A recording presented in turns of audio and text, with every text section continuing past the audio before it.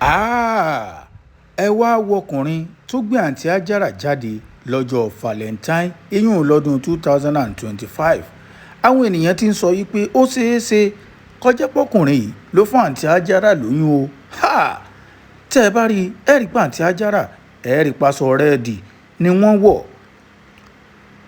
Fídíò yìí ó ti ń tẹ̀ káàkiri níkànnì ayélujára táwọn ènìyàn ti ń sọ ọkùnrin ní láti jáde kó wá sọ in tó mọ̀ nípa fọ́nrán tí ń tàn káàkiri níkànnì ayélujára torí pé tó bá jẹ́ pé irọ́ ni wọ́n ń pamọ́ kó tètè wá dìfẹ́ǹdì ara rẹ̀ o torí pé tẹ́ ẹ bá rí fọ́nrán náà òun àtàǹtí Hajara ni wọ́n jọ jáde eyín ní Valentine 2025 tẹ́ ẹ bá sì gbàgbé oyún oṣù 6 ló rán àǹtí Hajara lọ́rùn alákejì bó o lọkùnrin ṣe fẹ́ wẹ̀ bó o kankan wo ló fẹ́ fi wẹ̀ ọṣẹ wo ló fẹ́ fi wẹ̀ tó fẹ́ fi mọ́ pé òun kọ́ lòun fàǹtí Hajara lóyún ẹ̀yin náà dẹ̀ mọ̀ pé òkú ó dùn parọ́ mọ́ ṣé wàhálà ó ti dé bá ẹni tí ẹ kọ́kọ́ wò ẹ yẹ jẹ́ ẹ̀yin náà mọ̀ pé wọ́n sọ wípé ìwádìí ń lọ lọ́wọ́ ara àwádìí ní fọ́nrán kékeré táwọn ènìyàn ra wí tí wọ́n fi síkànnì ayélujára ẹ jẹ́ àkọ́kọ́ wojú ọkùnrin náà torí pé níkànnì ayélujára àwọn èèyàn ti ń fi fídíò náà sí káàkiri pé ó ṣeé ṣe kó jẹ́ pé ọkùnrin ló fún àǹtí Hajara lóyún mú padà bọ̀ náà.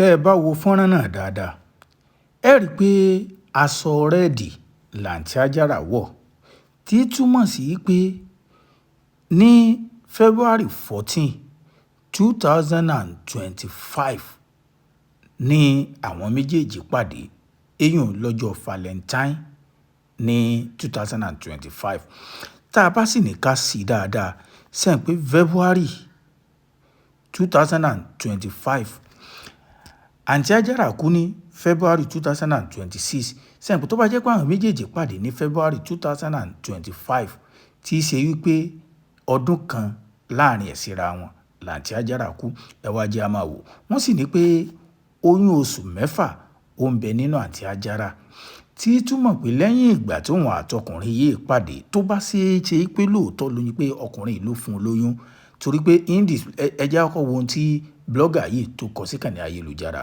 tó ní pé ojú ẹni tó fún àǹtí Hajara lóyún rẹ̀ ẹ jẹ́ àjọ wá sí déètì náà káwò ṣé lóòótọ́ ni pé ẹni ló fún àǹtí Hajara lóyún ẹ kọ́kọ́ wo ohun tí blogger yìí kọ síkànnì ayélujára. Celebrity builder ó ní RIP meet the man that gave àǹtí Hajara 6 months pregnant. I think there is love between them. Okay tẹ́ ẹ bá wò mo ní pé ó ṣeé ṣe kó jẹ́ torí pé aṣọ rẹ́ẹ̀dì làǹtí Hajara wọ̀ tó túmọ̀ sí pé 2025 February nìyẹn èèyàn lọ́jọ́ Valentine gangan ká wá sọ wípé ọjọ́ náà wọ́n pàdé ṣe mọ̀ yìí pé lẹ́yìn ìgbà náà ni ó gba nọ́mbà àǹtí Hajara tẹ́ ẹ bá wo fídíò náà dáadáa ẹ rí pé ó gba nọ́mbà àǹtí Hajara ó tẹ̀ sórí fóònù ẹ̀ ká wá sọ wípé ìgbà náà ni wọ́n ti jọ ń ṣeré ìfẹ́ tí wọ́n jọ ń ṣeré yùnkínyùnkín wọ́n ti jọ ń ṣeré kọ̀ìnsájà sẹ́ǹpẹ̀ láti February March April May ó ṣeé ṣe kó jẹ́ wípé lẹ́yìn ìgbà tí wọ́n bẹ̀rẹ̀ eré ìfẹ́ wọn ni àǹtí Hajara lóyún ní bóyá bí oṣù June or July láàrin àwọn méjèèjì sẹ́ǹbá mi lọ sẹ́ǹpẹ̀ láti bẹ̀ ni wọ́n ti bẹ̀rẹ̀ sí máa ka déètì oyún tàǹtí Hajara ní títí tó fi pé oṣù 6 sẹ́yìn pé ìgbà tí àǹtí Hajara fẹ́ lọ bẹ̀rẹ̀ antinanta pé ìgbà tóyún náà ti yọ táwọn òṣèré yòókù ti rí pé àǹtí Hajara ẹ̀mọ̀ ti lóyún ẹ lọ ilé ìwòsàn kẹ́ ẹ lọ bẹ̀rẹ̀ antinanta ibi tí wọ́n ti ń ṣe àwọn oríṣiríṣi test fún àǹtí Hajara ni a ti rí pé oyún yẹn ó ti kó bá liver wọn torí pé àìtí wọn kò ga débi pé kí oyún náà kó bá àìtí wọn dọ́gba.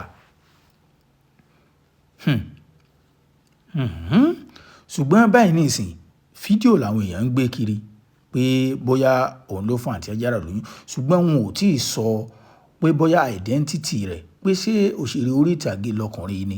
Tẹ́ ẹ bá sì gbàgbé àwọn kan tún sọ pé wọ́n ní àǹtí Ajára pé ńgbà táwọn ènìyàn ń sọ fún wọn pé ó mọ̀ yẹ kẹ́yìn náà bímọ pé ńgbà tí wọn ò rí ẹni tí wọ́n lè dẹnukọ tàbí tó dẹnukọ wọn pé ọmọ kan ládùúgbò ni wọ́n fi style ní wọ́n fi bẹ̀rẹ̀ eré ìfẹ́ tọmọ náà tó ń wọlé ti àǹtí Ajára tí wọ́n jọ ń ṣeré yùnkínyùnkín.